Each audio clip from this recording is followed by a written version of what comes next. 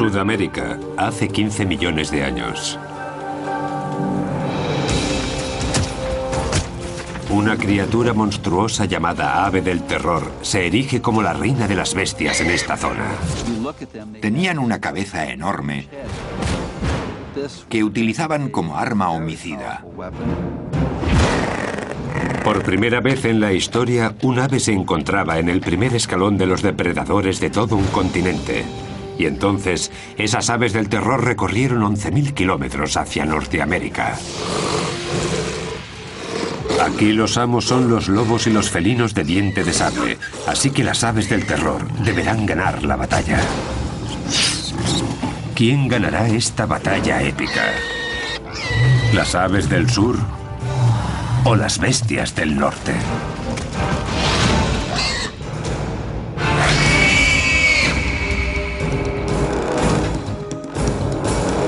Depredadores prehistóricos, las aves del terror.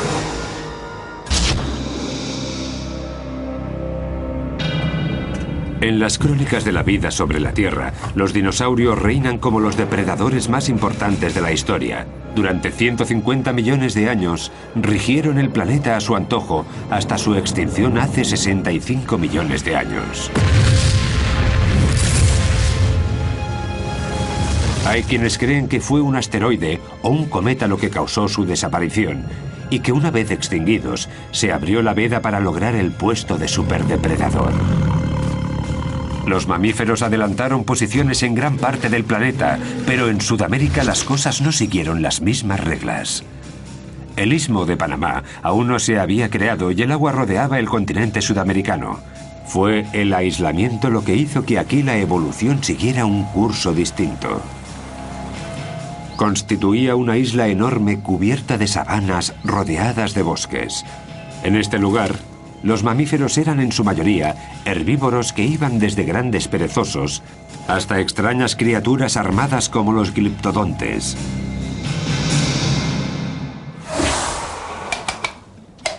Dados los participantes, el título a superdepredador se lo llevó una familia de aves monstruosas un tanto peculiares. En la actualidad las conocen como aves del terror y vivieron unos 158 millones de años.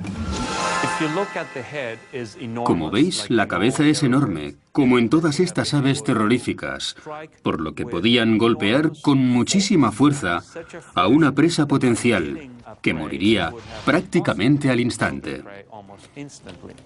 ¿Cómo habrían logrado conseguir esa fuerza unas aves? Se han encontrado restos fósiles de estos pájaros enigmáticos que ahora se encuentran en laboratorios científicos, pero los orígenes de las aves del terror siguen siendo un misterio.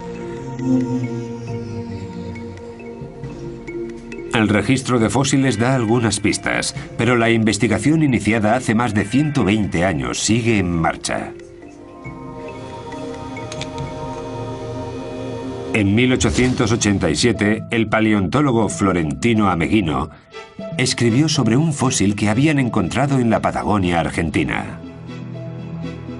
Era un hueso de mandíbula que no presentaba dientes y que pertenecía a un cráneo de unos 60 centímetros.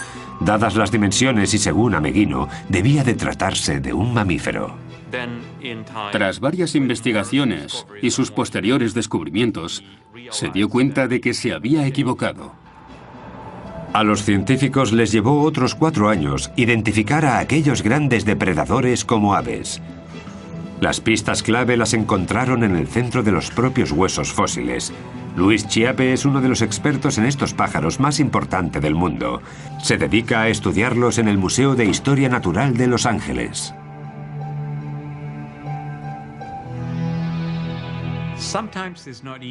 A veces no es fácil diferenciar un hueso de ave de los de un mamífero o incluso un reptil.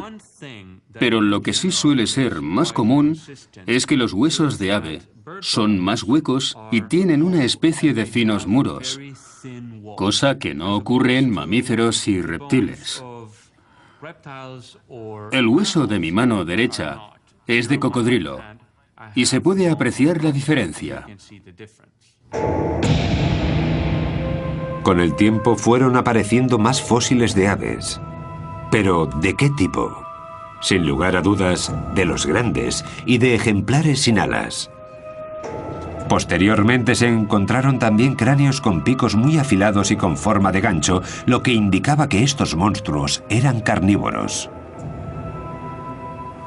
Cuando apareció el primer cráneo completo de un ave del terror, los científicos se dieron cuenta de que aquel superdepredador no era un mamífero sin dientes, sino un ave depredadora y un ave gigante. Los picos en forma de gancho y las garras afiladas son las dos características que las aves del terror comparten con las aves de rapiña actuales. Solo que si tenemos en cuenta que medían hasta 2 metros y pesaban unos 180 kilos, estos pájaros dan mucho más miedo. Durante los primeros 100 años, tras el primer fósil encontrado, los científicos se toparon con restos suficientes para lograr identificar hasta 17 especies distintas de estas aves. Variaban en tamaño y vivieron en épocas diferentes durante un tiempo total de casi 60 millones de años. Pero en 2005 ocurrió algo inesperado. En Argentina salieron a la luz indicios de una nueva ave del terror. Un alumno de secundaria, Guillermo Aguirrezabala, salió a buscar fósiles con un amigo y acabaron realizando un descubrimiento histórico. Guillermo, ahora estudiante de paleontología en Buenos Aires, se ha sentido fascinado por los fósiles desde que era un niño. El hallazgo fue en el verano de 1999. No recuerdo bien la fecha, pero tiene que ser marzo. Sucedió a las afueras de la ciudad de Comayo, cerca de la linde oeste de la Patagonia Argentina. Se sabe que estas aves habitaban toda esa zona, además de Uruguay y Brasil. Nosotros ya habíamos encontrado algún que otro fósil, por lo que ya conocíamos los lugares y también sabíamos reconocer los fósiles. Este, particularmente, era un cráneo casi completamente cubierto. A partir de que encontramos las primeras piezas, contactamos con la gente de la Asociación Paleontológica de Bariloche. Y allí fue donde aprendimos a extraer fósiles. Guillermo y su amigo cubrieron con cuidado su hallazgo y lo transportaron unos 60 kilómetros hasta la ciudad de Bariloche. Lo entregaron al Museo de Paleontología de aquella pequeña ciudad y allí estuvo prácticamente ignorado durante 5 años. Cuando Luis Chiappe se enteró de lo ocurrido, se llevó un equipo internacional para que clasificase el nuevo ejemplar en la familia de las aves del terror. Resultó que se trataba de una especie totalmente nueva. Este cráneo mide casi 70 centímetros. Es enorme.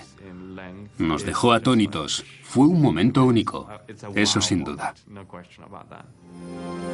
El equipo de Luis dató el cráneo en hace 15 millones de años y lo llamó Kelenken guillermoi.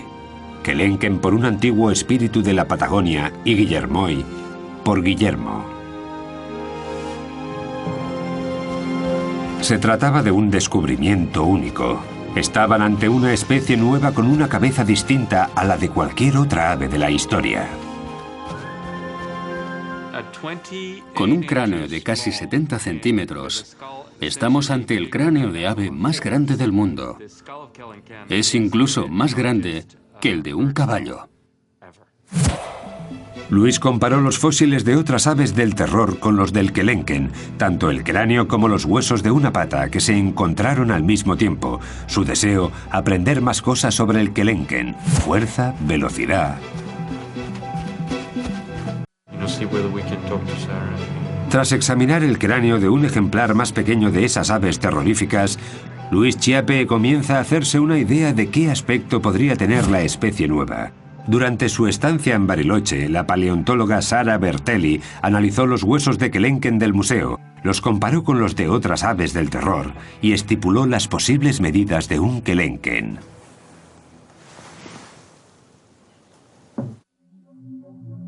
Aunque el cráneo era lo más espectacular del hallazgo, el hueso entero de una de las patas facilitó también datos muy importantes. Este es el hueso de la pata de Kelenken, que en humanos correspondería a los huesos fusionados desde el tobillo hasta los dedos del pie. El hueso muestra una figura inesperadamente esbelta para un ave de esas dimensiones. Algunas de las otras familias de aves del terror eran mucho más gruesas y se cree que tendían emboscadas a sus presas. El kelenken era diferente. Por eso, en las aves de terror, que son más grandes y robustas, este hueso es corto y ancho. En las aves más rápidas, este hueso es largo. Y esta es la condición de kelenken, por lo cual nosotros pensamos que era un corredor. El kelenken está entre las aves del terror más altas y rápidas. Pesaba alrededor de 180 kilos y medía unos 2 metros de alto. Sus patas eran muy esbeltas y musculadas, por lo que debían de alcanzar velocidades altas. Desde la punta del pico hasta la cola medían unos 3 metros, pero vistos de frente sorprendían con sus escasos 45 centímetros de ancho. Seguramente para que las presas potenciales no los descubrieran fácilmente. Sin embargo, los estudios de Sarah revelan que la fuerza de un mordisco suyo es inversamente proporcional a su anchura. Los huesos del cráneo de un kelenken albergan numerosos músculos unidos a las sienes, lo que da una pista del gran poder de sus mandíbulas. Estos músculos controlan la fuerza de un buen mordisco en muchos animales y representan una de las características que incluso los humanos compartimos con las aves del terror. Si colocamos nuestra mano en esta zona y abrimos la mandíbula, podemos sentir la contracción de los músculos temporales.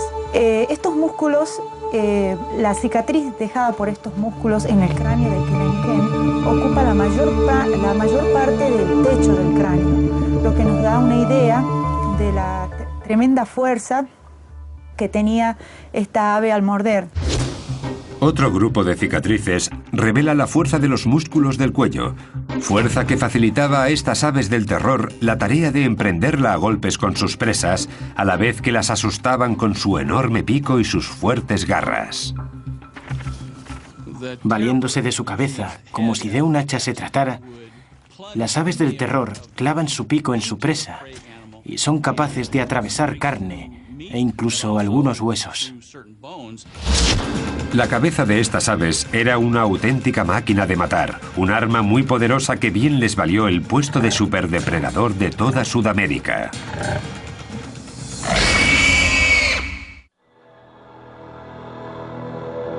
En Sudamérica, el cráneo de las aves kelenken traen de cabeza a los investigadores que las estudian. Los fósiles encontrados de esta especie demuestran que lo usaban como arma homicida en sus ataques. Pero la tecnología actual también nos muestra cómo funcionaban dichos cráneos. Esto os va a gustar. En los Estados Unidos, 2 científicos se preparan para realizarle un TAC a un cráneo de una de estas aves y ver su interior. Larry Whitmer es profesor de anatomía en la Universidad de Ohio. Con él está Bob Chandler, especialista en aves del terror de la Universidad Estatal de Georgia. ¿Qué vamos a hacer? Intentaremos alinearlo para que quede centrado antes de proceder con los rayos X. Así el láser lo recorrerá completamente de arriba abajo. Listo. El proceso parte del cráneo de un ave del terror y le da la vuelta. No tarda ni un minuto, pero las imágenes resultantes dan pistas de la naturaleza de aquellas aves y de cómo vivían y cazaban.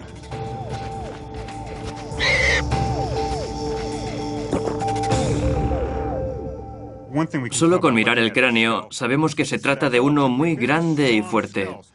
También se aprecia este pilar delante de la cuenca de los ojos, un pilar largo y fuerte. En la zona correspondiente a las mejillas hay una especie de barra bastante gruesa que nos sugiere que el cráneo en sí estaba diseñado para dar y soportar fuertes golpes. Algo que el pacífico y herbívoro Homalodotherium habría comprobado por sí mismo al enfrentarse al temido kelenken. El Homalodotherium era una de las presas más comunes del kelenken. Se trata de un animal ungulado del que no se conocen descendientes modernos. Era un animal muy lento de unos 275 kilos que pesaba casi un 50% más que el kelenken, por lo que este último necesitaba una buena estrategia de caza. Una de esas posibles estrategias podría ser atacar a su presa en la parte inferior del cráneo para paralizarla. Una vez derribada la víctima, el pico del ave del terror se encargaría de desgarrarla, un comportamiento habitual incluso en las aves existentes en la actualidad. Sí, ya lo sé. Joe Cam es adiestrador de animales en el sur de California. Con la ayuda de un halcón es capaz de demostrar el uso que hacen las aves de presa de su pico como herramienta primaria. Nos da una idea de cómo se ayudan con el pico. Básicamente, lo hunden en el cuerpo de la víctima como si la estuvieran apuñalando. Posteriormente, con la parte inferior cortan y con la superior logran desgarrar grandes trozos de carne. Utilizan el pico al igual que los humanos nuestros incisivos. Para ellos es como si fueran los dientes. El tag nos muestra que tiene forma de escudo. El tag no se limita solamente al pico y profundiza también en el resto de la cabeza. Los resultados son sorprendentes. Una de las cosas que nos muestra el tag nos ha dejado boquiabiertos. Hemos visto que en la parte interior del pico hay una gran cavidad hueca. No nos lo esperábamos. Está completamente hueco y no entendemos a qué se debe esta estructura totalmente vacía. En mi opinión, creo que esa cavidad hueca podría funcionar como caja de resonancia. Puede que le sirviera para emitir una especie de sonidos como traqueteos, que al mover sus mandíbulas, el sonido resonara en esa cavidad. Al parecer, ese traqueteo les resultaba familiar a los residentes de las sabanas prehistóricas, pero ¿cuál era su función? ¿Era un ritual de apareamiento? ¿Una señal de alarma? El tag no puede dar respuesta a esas preguntas, pero sí confirma que aquellas aves oían a la perfección estos peculiares sonidos. Voy a ampliar esta parte del oído a ver si descubrimos qué se cuece ahí dentro. No hay restos de tejidos de estas aves, pero los espacios huecos que dejaron sus órganos, como el cerebro o el oído interno, nos muestran cuál podría haber sido su apariencia con bastante detalle. A esta parte interna del oído se la conoce como cóclea. Como vemos, es muy larga y recta. Su longitud nos indica que estos animales tenían una capacidad auditiva muy desarrollada. Según el tag, es precisamente esta parte del oído interno la que controlaba la increíble agilidad de estas aves del terror. En este tipo de aves percibimos una serie de canales estrechos, largos y muy delicados.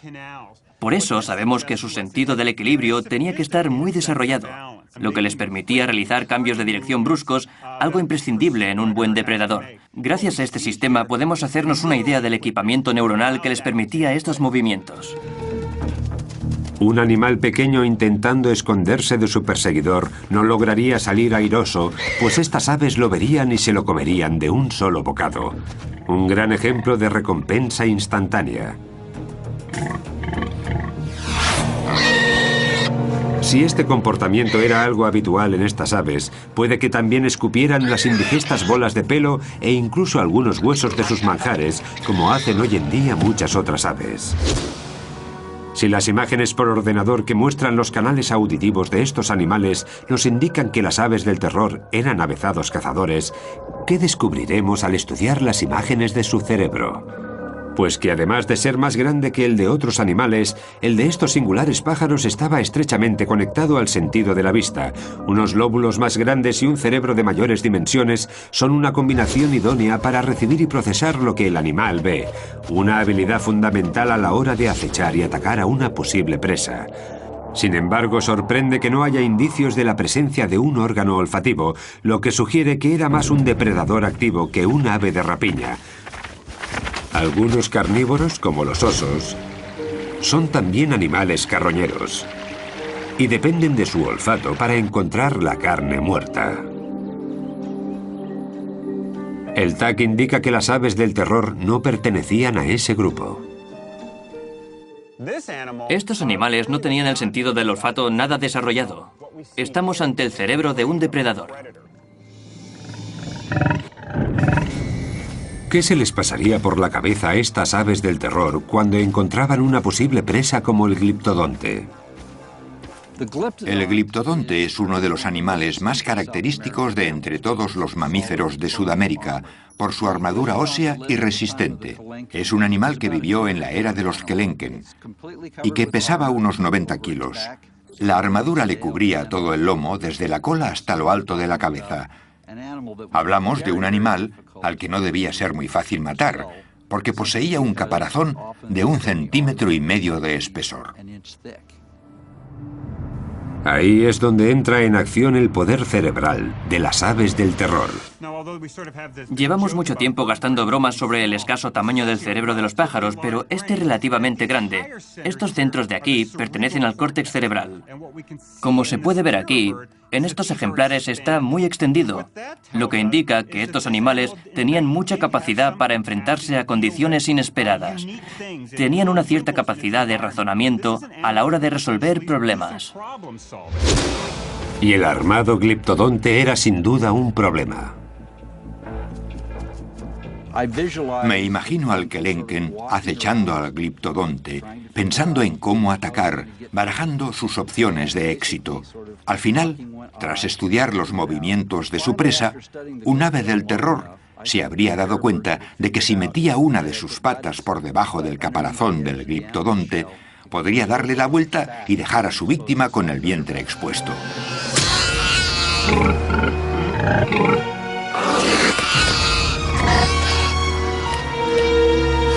Sudamérica era el paraíso de las presas para los Kelenken y su familia. Al tratarse de un depredador activo y con un peso de unos 200 kilos, estas aves tenían que ingerir entre 10 y 15 kilos de comida al día. Y este aislado continente se los proporcionaba, por lo que estas aves del terror vivían en su propio jardín del Edén. Estamos hablando de grandes cantidades de posibles víctimas y de muy poca competencia para los Kelenken, pues muchos de ellos eran de enormes dimensiones. Pero nada es para siempre. Nuestro planeta está constantemente cambiando y el paraíso remoto de estas aves empezó a resquebrajarse al ritmo de las erupciones volcánicas.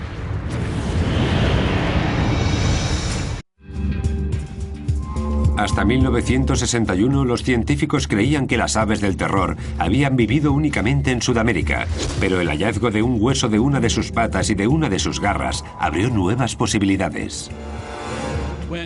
No se lo creían. Pensaron que debía tratarse de otra cosa. Esta cinta muestra a varios científicos trabajando en el río Santa Fe de Florida, el lugar en el que aparecieron los fragmentos de una criatura a la que identificaron como Titanis valeri, hasta ahora la única ave del terror encontrada en el continente norteamericano. ¿Se imagina la emoción que nos embargó a todos cuando descubrimos los restos del primer espécimen conocido de esta especie aquí en Florida? Esta criatura, oriunda de un continente aislado por el agua, consiguió llegar a 11.000 kilómetros de su lugar de origen. Su ruta seguía un sendero de lava y cenizas procedentes de varios volcanes.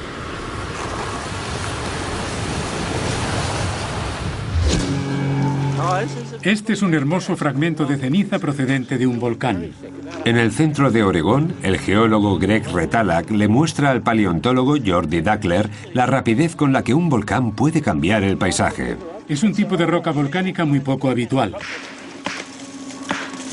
Retalak afirma que el depósito de Oregón se creó debido a una erupción antigua en la zona del Cinturón de Fuego del Pacífico, una zona con más de 400 volcanes que abarcan el Océano Pacífico desde Nueva Zelanda a Chile. Ese anillo toca también a Panamá, por donde Norteamérica y Sudamérica habían estado separadas por agua. Ambos continentes se unieron debido a una gran actividad volcánica que tuvo lugar en el Istmo de Centroamérica cuando aquellas magníficas aves del terror se encontraban en plena peregrinación. La conexión entre ambos continentes se formó a partir de la lava volcánica que salía del fondo del mar, así como de las placas tectónicas que se levantaban hacia la superficie. Pero la historia no se acaba ahí. Las selvas endémicas de Centroamérica no constituyen un lugar al que las aves del terror hubieran migrado sin más. Pero los depósitos de ceniza volcánica entraron en juego.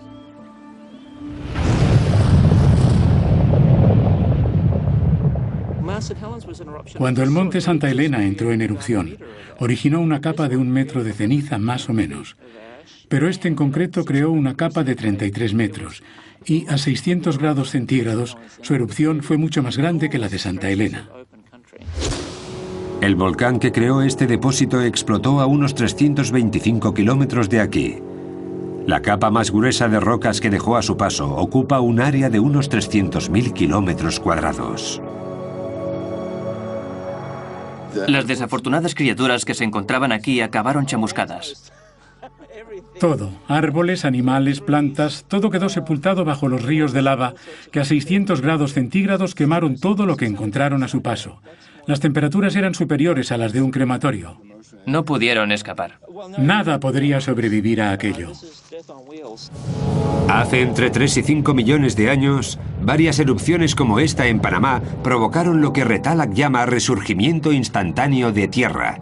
Destruyó las selvas y abrió el camino de las aves del terror hacia el norte. De tal forma que cuando las plantas volvieron a colonizar estas tierras devastadas por la ceniza, los animales acostumbrados a los espacios abiertos encontraron un nuevo paraíso entre sus ojos, como las aves del terror. Lo más probable es que aquellas que lograron sobrevivir a las erupciones migraran entre 400 y 500 kilómetros. Los huesos del Titanic que se encontraron en Florida constituyen una prueba de que las aves del terror cruzaron el istmo de Panamá para llegar hasta Norteamérica.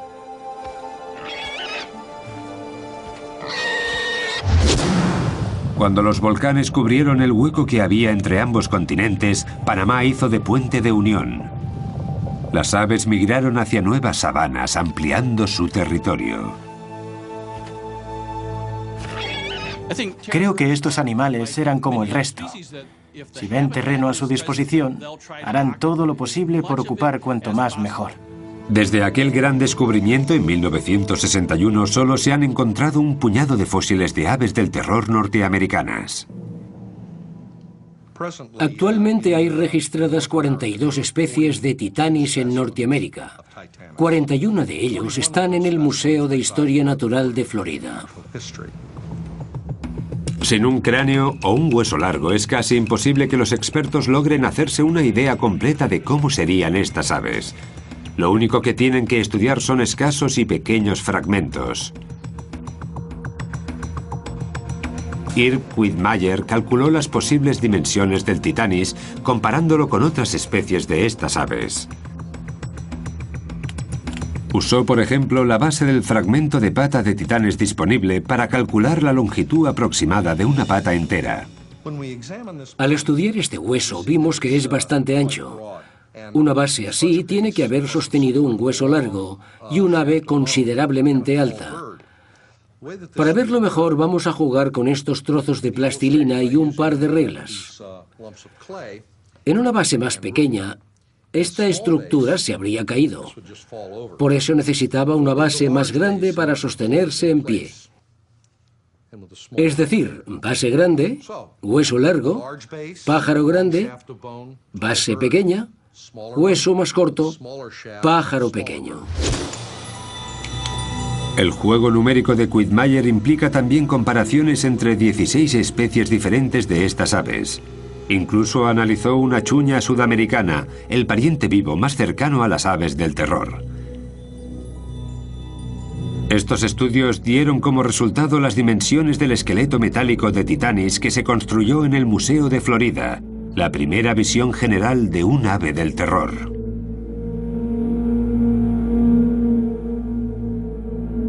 Los científicos concluyeron que el Titanis se parecía asombrosamente a los Kelenken, la especie de aves del terror más alta de todas, aunque su tamaño fuera un 20% más pequeño.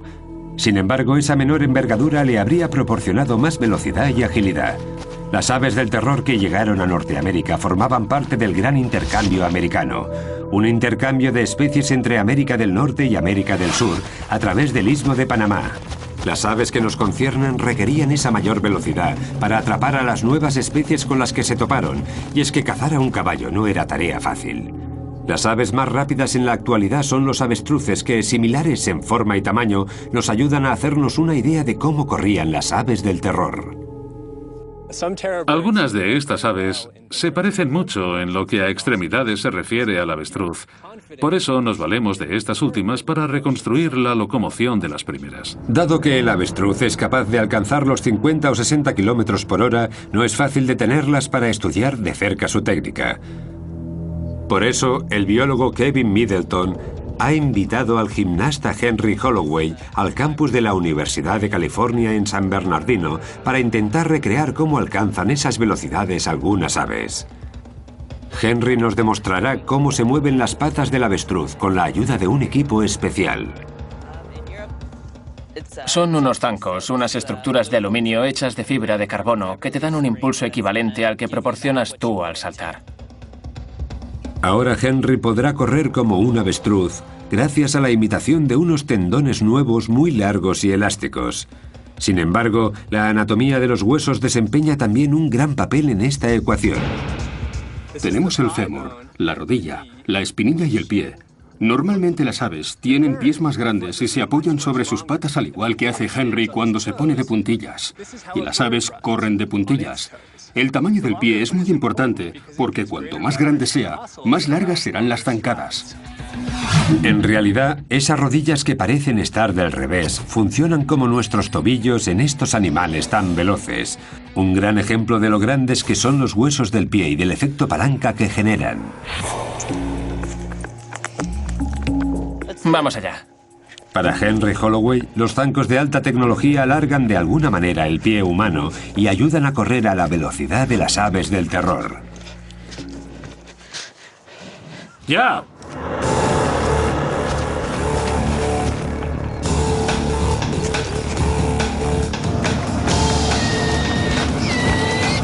Da zancadas de 2 metros y alcanza los 37 kilómetros por hora. Las aves del terror, con patas más largas y músculos más desarrollados, pegarían saltos de hasta 3 metros y alcanzarían los 65 kilómetros por hora como el avestruz de hoy en día. En una carrera de alta velocidad, el Titanis debía seguir el ritmo de un caballo si no quería que éste le diera una buena coz. Las aves del terror tenían buenos reflejos y arrancaban con facilidad. Cuando alcanzaban a su presa, le propinaban un buen golpe con el pico en la parte posterior del cuello, hiriéndola gravemente. Cuando el animal hubiera muerto desangrado, atacaría de nuevo para despacharlo finalmente.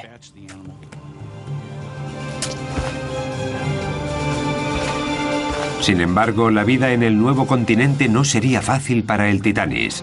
Supondría su primer contacto con los depredadores del norte, oponentes sin miedo que, aún así, jamás se habían tenido que enfrentar a las aves del terror.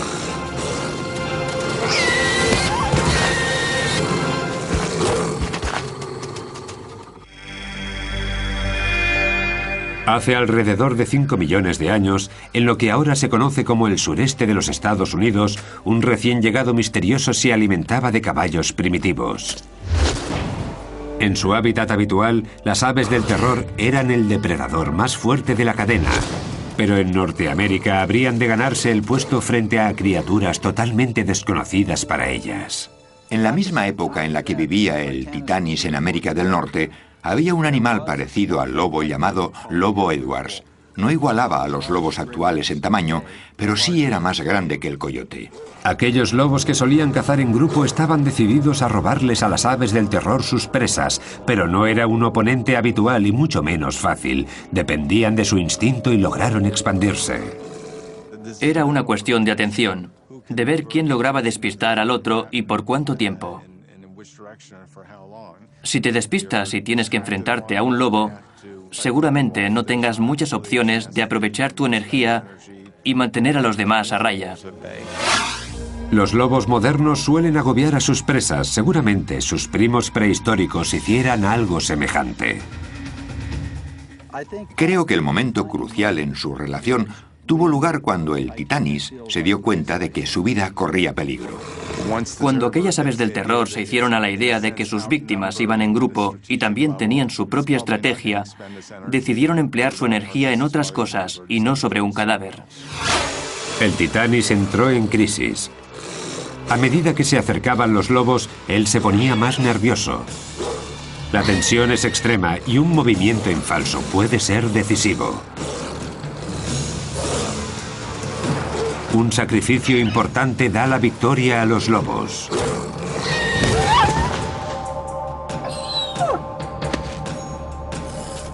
Con la lección bien aprendida, las aves del terror ceden. Su inteligencia las ayudará a cambiar de estrategia de caza. Estoy seguro de que la primera vez que una de aquellas aves terroríficas se encontró con una manada de lobos, se dio cuenta de que no merecía la pena enfrentarse, porque acabaría perdiendo la batalla.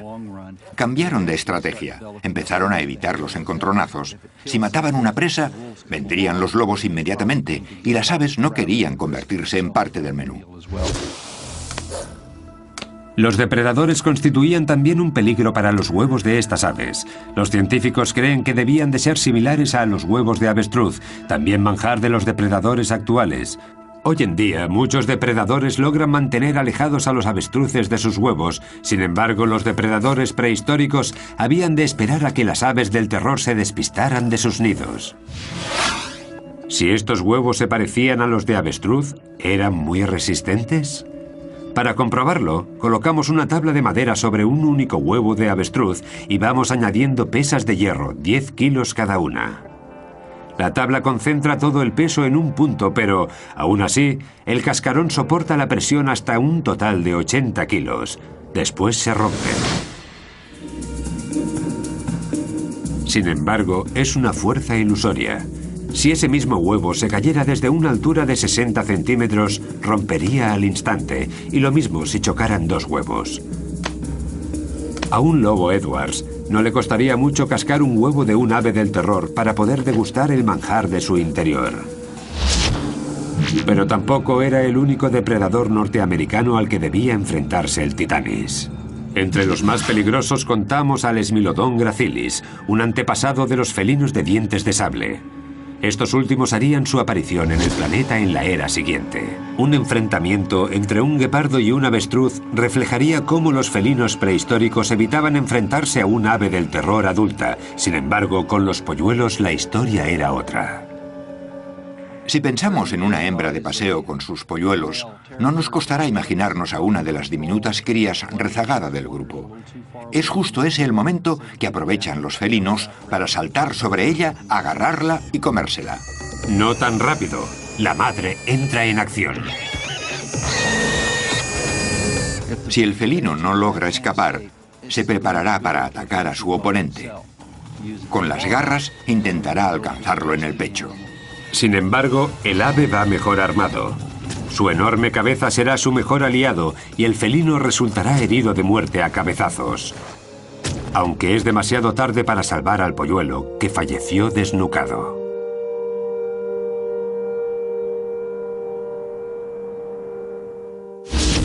La vida en Norteamérica era mucho más difícil para estas aves de lo que lo había sido en el sur.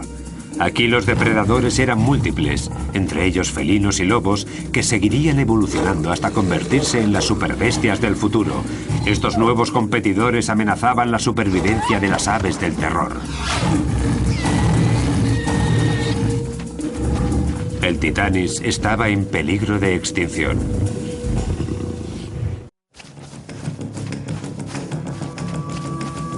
El reinado de las aves del terror duró cerca de 60 millones de años. En Sudamérica eran el primer depredador de la cadena. En el norte, inmigrantes intrépidos. Su extinción forma parte de un puzzle que los científicos aún no han conseguido completar.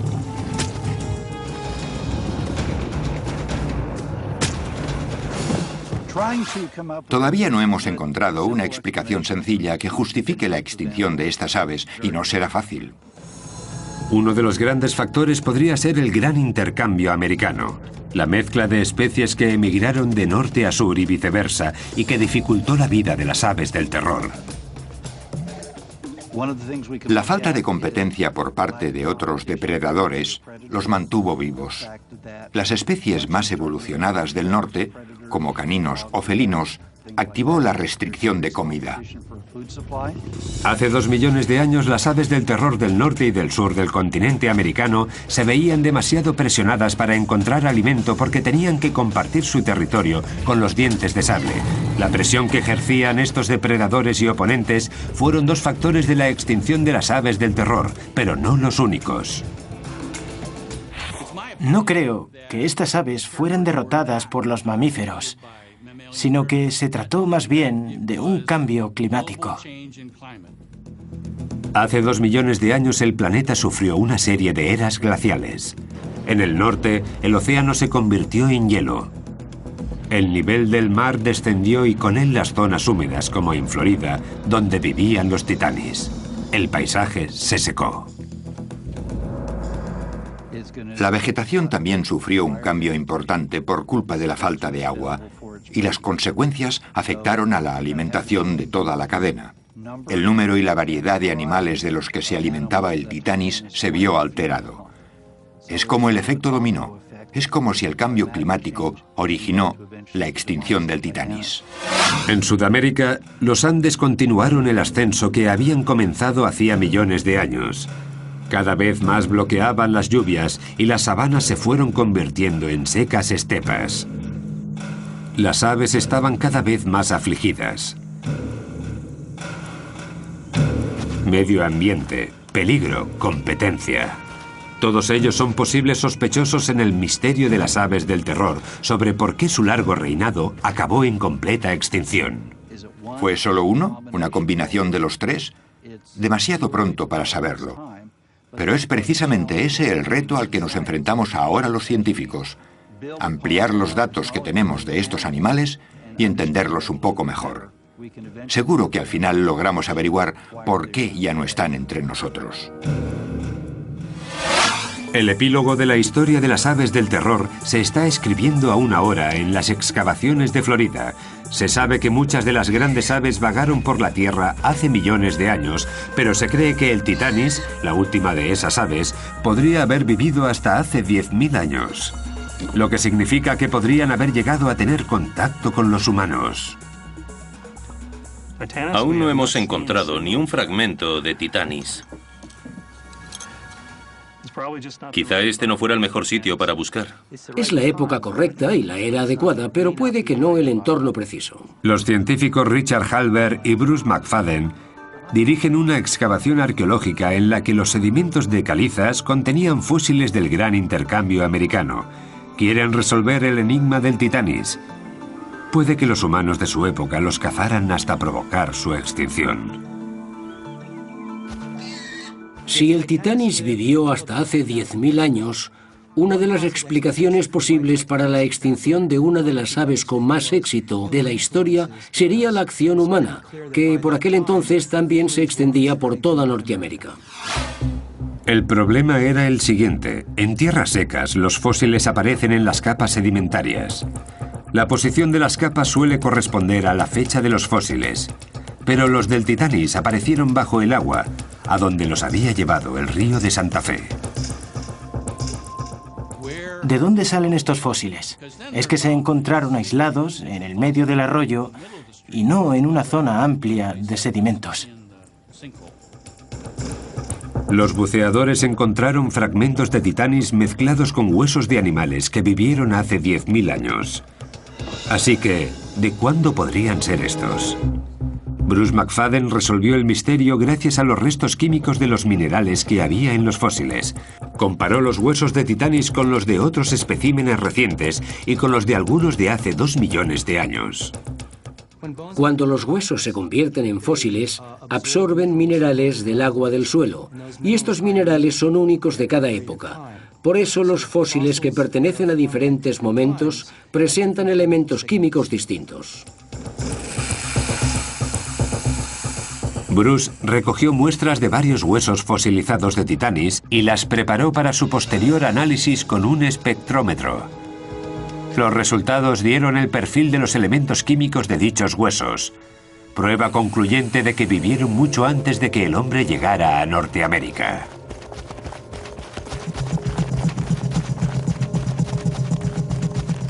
Hay dos patrones básicos, uno de ellos los que tienen alrededor de 15.000 años y el otro para los huesos que representan a los animales de hasta hace 2 millones de años. Y el Titanis pertenece a este grupo. Su concentración de elementos es característica de los fósiles de hace 2 millones de años. Sorprendentemente, la historia no se acabó allí. Las aves del terror aún tienen mucho que contarnos sobre su vida en el norte. Bruce McFadden también encontró fósiles de Titanis en Texas que databan no de hace 2, sino 5 millones de años. Es decir, las aves del terror vivieron en Norteamérica alrededor de 3 millones de años, mucho tiempo para una sola especie.